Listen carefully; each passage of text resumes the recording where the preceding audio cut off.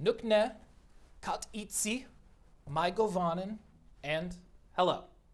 To most of you, what I just said may have sounded like a whole lot of gibberish, but in fact they're languages, not of our world, but of the world of the silver screen.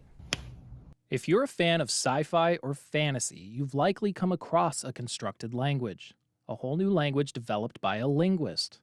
And Boise gets the opportunity to meet a couple of those linguists, Marc Okrand, the creator of Klingon from Star Trek, and Paul Frommer, creator of Na'vi from James Cameron's Avatar. We wanted them to have the opportunity to hear from two big names in Hollywood about what it's like to construct a language for somebody's, universe. Languages consist of a series of rules: how sounds interact with one another, what words go with each other, and how a sentence is formed. And the people who construct languages have to think about all of those things. The Linguists in Hollywood event brings those interested in language, Hollywood, and superfans of the shows together. This gives the general public a little tiny taste of what it's like to be a linguist. When someone's watching something and an alien race starts using one of these constructed languages, more often than not, it's further developed than what's on the page, providing a whole history and backstory and culture to a set of fictional characters, giving fans something to really sink their teeth into.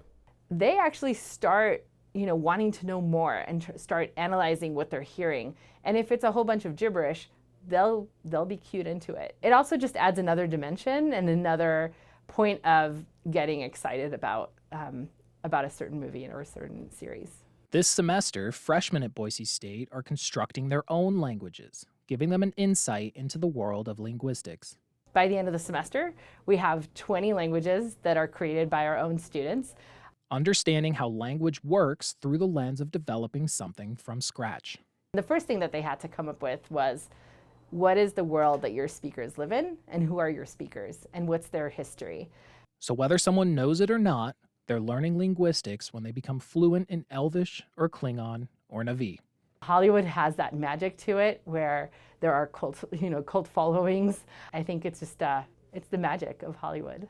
If you're a super fan of Star Trek or Avatar, have an interest in linguistics, or just a passing curiosity of everything I've been saying, Linguists in Hollywood is this Thursday, October 9th at the Special Events Center at Boise State University.